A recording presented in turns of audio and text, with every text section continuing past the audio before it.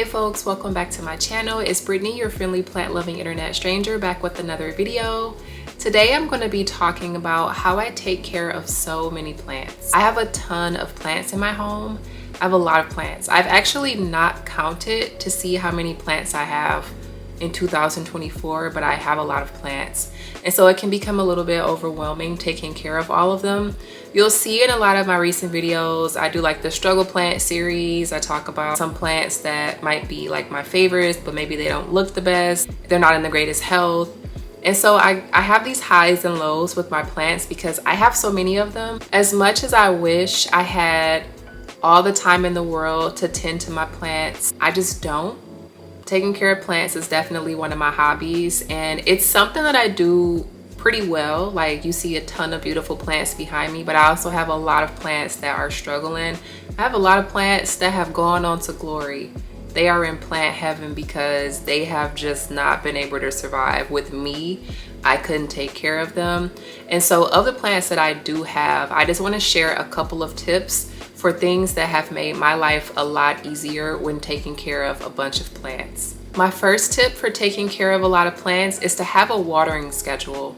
Because I have so many plants, and I know that there are some plants that I tend to neglect because I don't see them as often, they're behind blinds or curtains, and I'm just like not seeing them, out of sight, out of mind. I have to make sure that I put myself on a schedule so that no matter what, on Mondays, I'm always looking at the forgotten plant shelf. Or on Tuesdays, I'm tending to the plants in the IKEA grow cabinet. Or on Wednesdays, maybe I'm tending to all of the plants that are in windows in my house. Putting myself on some sort of strict schedule so that I am making sure I'm watching the plants for any pests, any signs of diseases, but also just monitoring whether or not they need to be watered on a regular basis is really important for maintaining the health of the plants. Having so many plants makes it really hard for me to water them all in the same day. I just don't have that many drip trays. I can't fit them all into the bathtub at the same time. And I would just be overwhelmed, honestly. So I have to make sure I keep a schedule so that everything gets watered at some point. Staying on a schedule has made it so much easier for me to make sure I'm not forgetting to water plants. And it also helps with monitoring plants so that I can make sure that they're healthy, they're not harboring any critters, and that they're not diseased. Next thing I do that helps me take care of so many plants is to water my plants based on location. So outside of having a regular watering schedule, I have some plants that are outside, I have some plants that are inside on the lower level, and I have some plants that are inside on the upper level. The plants that are up on the upper level are being watered on the upper level. I cannot commit to walking a bunch of plants downstairs to water them either outside or in the kitchen sink. It's just not going to happen. I also have some really big plants that are difficult to move. My Monstera deliciosa lives upstairs. It's a really big plant. It's in a floor planter. It's got a trellis that's 6 feet tall. I can't walk that up and down the stairs. It's probably gonna stay there until I move. But for now, while it's living in that room, if I need to water it, I will actually take a watering can in that room and water the plant, let the plant run dry. Most of the time when I need to do a really thorough watering, I drag it over to the bathroom, put it in the tub, water it thoroughly, apply any fertilizer if I'm doing that while in the tub, and then I can also turn the shower on to give the leaves a good washing as well. The same goes for all of the plants that I have in the plant corner that I feature a lot on this channel. You'll also see the plant corner at the end of this video, the last clip before the video ends, where it asks you to like subscribe to my channel, or it might recommend a video, like the end card. That picture is basically in my kitchen, and so all the plants that you see on those photos or in that area, I'm watering those in the kitchen sink. I'm not taking those outside. There's just too many plants.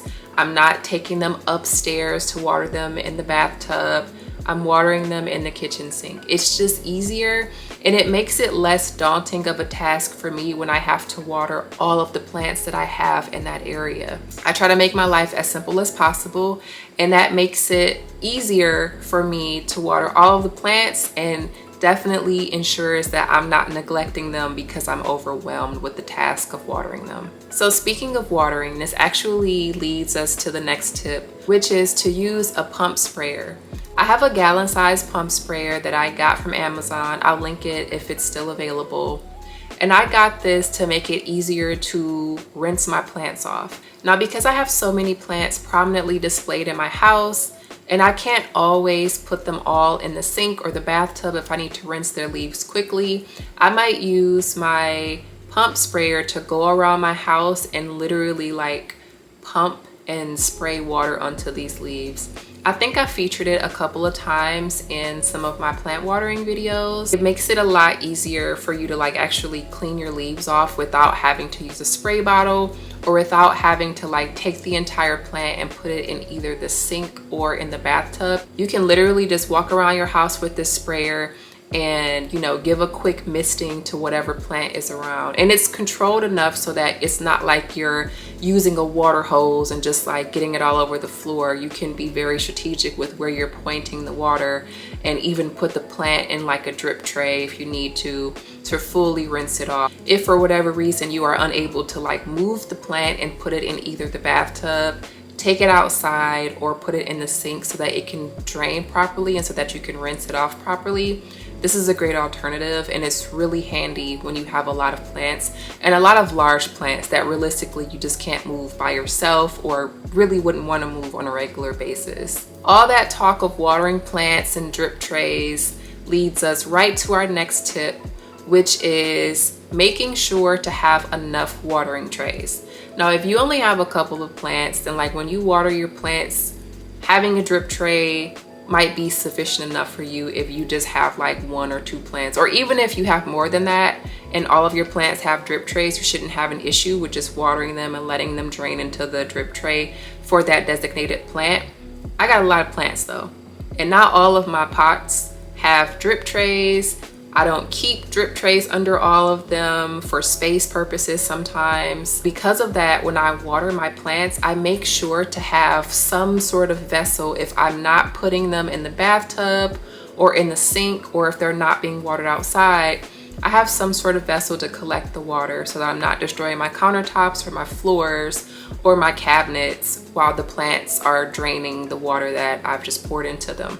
One of the things that I have found that works really well as plant drip trays and can hold a lot of plants are the extra long, extra wide aluminum pans. You can get them from the dollar store. You can get them from like Gordon Food Service or any like restaurant prep. You can find them at a supermarket. You know, if you have access to a dollar store, I would say go there. They'll probably be cheaper there if you just need a couple. But if you have a lot of plants and you want to invest, maybe go to like a restaurant supply store where you can get multiple sizes depending on what you need. But I have a couple of those, and it makes it so easy to water a lot of my like 4-inch and 6-inch pots. I just kind of, you know, I might have them in the sink being watered and like washing the leaves, spraying them down with the neem oil. I'll fill the sink up with all the plants and then let them drain for a few minutes, and then I will transfer those plants from the sink to these large aluminum pans where they're able to drain the rest of the way before I put them wherever they live in the house.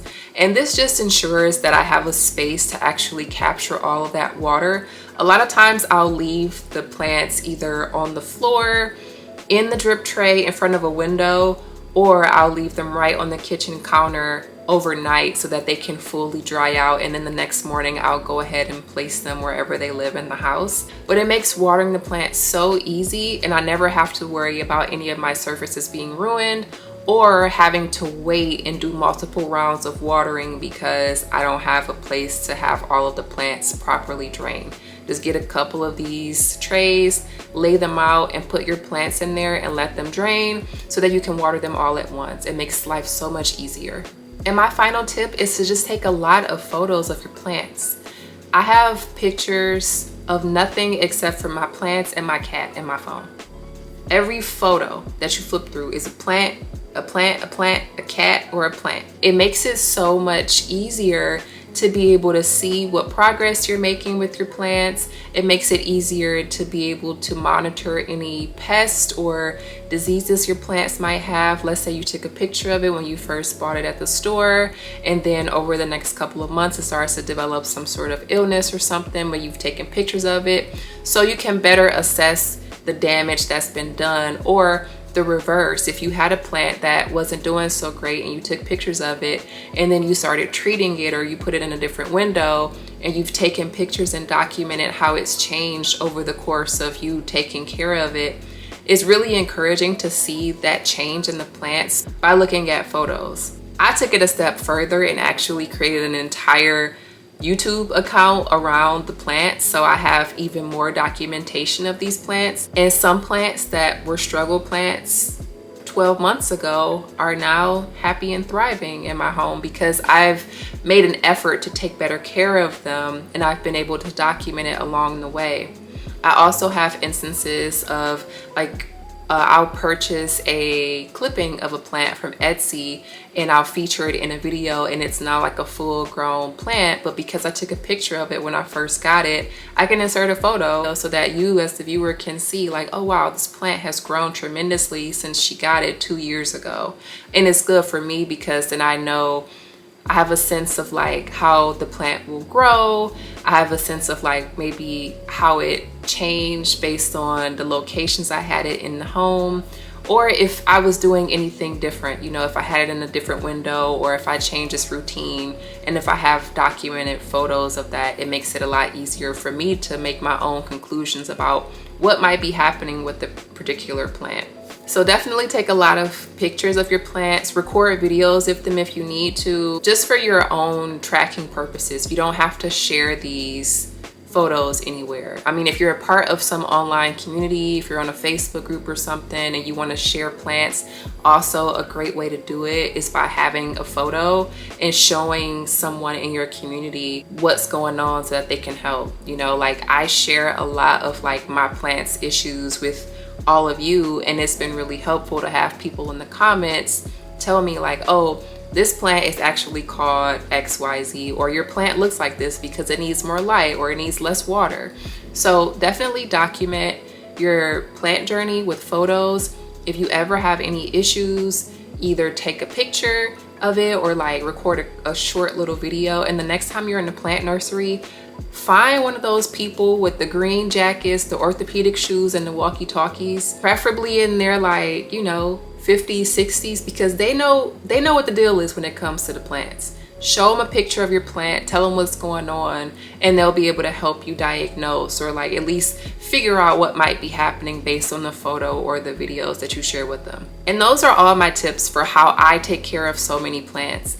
I hope this video was helpful. Leave me a comment to let me know how you care for your plants if you have a lot, or if you just have a few plants. Let me know if you have some tips that I haven't shared that might be beneficial to the plant community. Be sure to like this video and subscribe for more plant content just like this, and I'll see you in the next one.